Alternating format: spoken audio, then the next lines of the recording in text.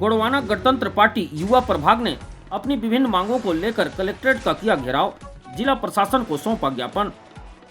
सूरजपुर जिले के धान उपार्जन केंद्रों में व्याप्त भ्रष्टाचार समेत पेड़ों की अवैध कटाई, रेत के अवैध उत्खनन, कोयला खदानों में ठेका मजदूरों का आर्थिक शोषण व ग्राम पंचायतों में गोलमाल के खिलाफ हल्ला बोल कार्यक्रम का संघनाद करते हुए गोंडवाना गणतंत्र पार्टी के युवा प्रभाग द्वारा बुधवार को रैली निकालकर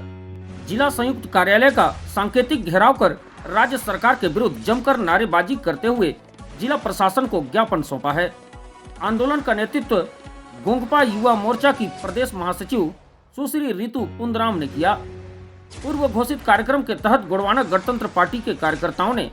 शहर के रंगमंच मैदान से रैली निकाली। राज्य में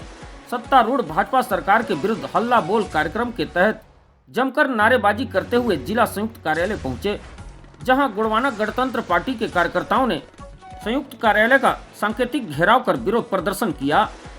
गोंडवाना गणतंत्र पार्टी युवा मोर्चा की प्रदेश महासचिव रितु पुंदराम ने भाजपा सरकार को आड़े हाथों लेते हुए कहा कि भाजपा सरकार के संरक्षण में भ्रष्टाचार चरम सीमा पर है। सरकार किसानों के साथ वादा खिलाफी कर रही है। राज्य में रेत और वन माफिया सक्रिय हैं।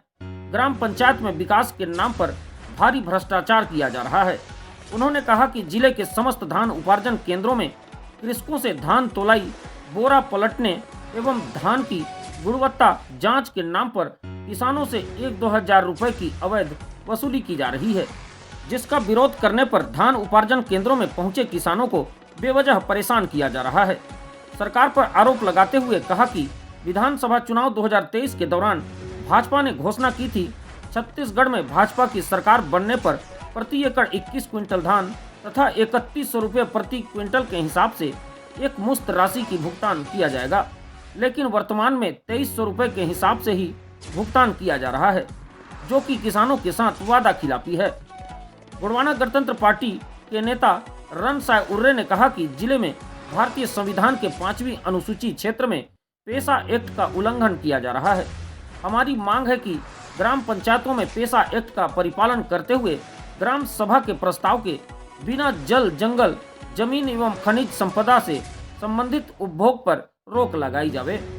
तथा अनुसूचित जनजाति एवं अन्य परंपरागत वन निवासी अधिनियम 2006-2007 एवं संशोधित अधिनियम 2012 के तहत किसानों को पट्टा प्रदान किया जाना था, किंतु आज तक कई गांवों में सैकड़ों किसानों को विधिवत पट्टा प्रदान नहीं किया गया है। ग्राम सभा से पात्र किए गए सभी किसानों को पट्टा प्रदान किया जाए। उन्होंने कहा कि वन परिक्षेत्र भूमि अंतर्गत वन कर्मचारियों के द्वारा विधि विरुद्ध तरीके से हरे भरे पेड़ों की कटाई की जा रही है, जिससे क्षेत्र का वातावरण प्रदूषित होने एवं उप क्षेत्र में निवासरत अनुसूचित जनजाति वर्ग जन समुदाय के जीवन यापन पर दुष्प्रभाव पड़ने की संभावना है। वहीं जीवनदायिनी नदियों के घाट से भारी मात्रा में रेत का अवैध उत्खनन कर व्यवसाय किया जा रहा है, जिससे ग्राम पंचायतों की सड़कें एवं निस्तारी मार्ग जर्जर हो रहे हैं। गोंडवाना गणतंत्र पार्टी जिलाध्यक्ष राम अधीन पोया व सचिव कुमेश्वर सिंह पोया ने कहा कि एसीसीएल विश्रामपुर क्षेत्र अंतर्गत कोल माइंस केतकी, रेहर, गायत्री एवं आमगांव खदानों में ठेकेदारों द्वारा ठेका श्रमिकों से माइंस में काम करा लिया जाता है तथा ठेका श्रमिकों से उनके आधे वेतन को आहरण कराकर ठेकेदार स्वयं रख लेता है, किंतु प्रशासन एवं एसीसीएल प्रबंधन इस ओर कोई ध्यान नहीं देता। उन्होंने ग्राम पंचायत शर्मा, लाछा, नवदगिरी आदि में विकास कार्यों के नाम पर भारी भ्रष्टाचार का आरोप लगाते हुए निष्पक्ष जांच की मांग की है। जी, अभी पूरे प्रदेश में जिस तरीके की भारतीय जनता पार्टी की सरकार सत्ता पे आई है, उन्होंने इस बात का दावा किया था कि ये सुशासन की सरकार है। तो मेरा सवाल यही है कि ये कैसा सुशासन की सरकार है जहां पर किसानों से अवैध वसूली हो रही है। प्रत्येक धान मंडियों में प्रत्येक किसान ये शिकायत कर रहे हैं, कहीं बारदाना सिलने के नाम पर, कहीं नमी जांच के नाम पर 1000 से 2000 रुपये उनसे वसूल किया जा रहा है। तो आज का जो ये आंदोलन था इन मामलों को लेकर, अवैध रेत उत्खनन को लेकर, और जिस तरीके से कई ऐसे ग्राम पंचायत है जिसमें सरपंच और सचिव के द्वारा 14 और 15 वित्त की जो राशि है तो उसका विधि विरुद्ध तरीके से आहरण किया गया है, गबन किया गया है, उस मामले को लेकर आज का ये आंदोलन।